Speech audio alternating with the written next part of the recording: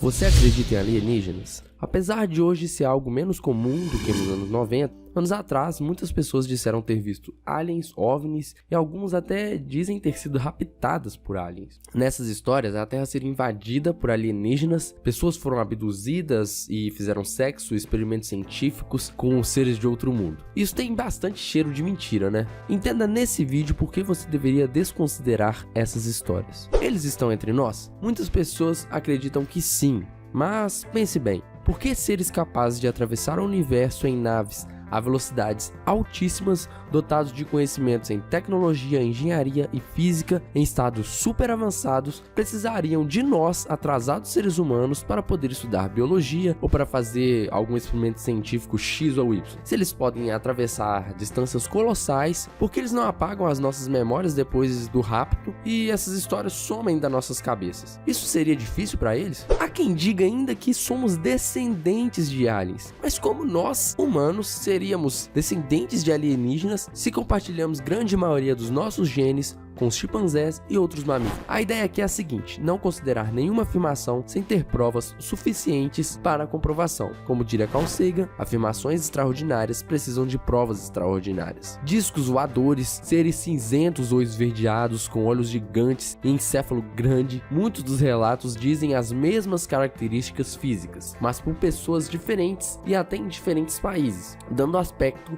de que essas pessoas seriam induzidas pela indústria fonográfica, por exemplo, a fazerem essas descrições. No século passado, por exemplo, filmes e mais filmes sobre assuntos ficaram famosos, mostrando características que se assemelham e muito aos supostos raptos relatados. Agora eu vou contar uma história bastante curiosa para mostrar como isso aconteceu. Na década de 80, estranhas marcações começaram a aparecer no interior da Inglaterra, com formas circulares e figuras geométricas complexas em plantações de trigo e cevada, por exemplo. Atribuíram quase que imediatamente a ação de alienígenas e que os círculos daquela dimensão e perfeição seriam obra de um ser mais inteligente. Alguns diziam que aquela seria uma forma de alertar os humanos ou se comunicar com eles. Em pouco tempo, pesquisadores com aparelhos para detectar radiação foram ao local e inúmeras revistas publicaram sobre as supostas marcações nos campos da Inglaterra. Tudo mudou quando, anos depois, em 1991, dois sujeitos, Doug e Dave, revelaram que eram eles os autores das marcações. A ideia veio depois deles tomarem cerveja num pub. Sim, eles estavam no bar e tiveram essa ideia. Eles demonstraram como faziam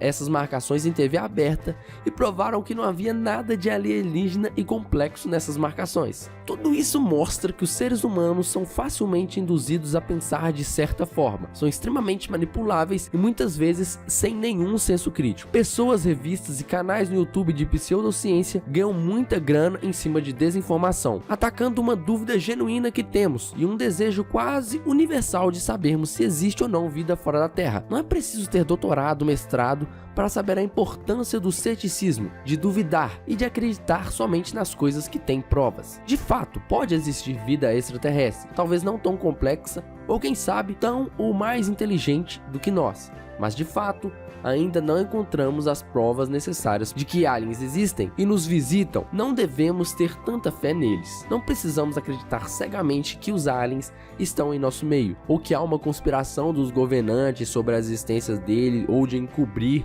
essa existência. Desse modo, é possível que exista vida inteligente no universo, haja vista sua imensidão, seu número de estrelas e de planetas com condições para o surgimento da vida. Mas até então não temos provas concretas disso e nos resta apenas especulações. Bom galera, as ideias desse vídeo vieram do livro O Mundo Assombrado pelos Demônios, onde ele confronta muito da pseudociência da década de 80 e 90, mas é um livro extremamente atual.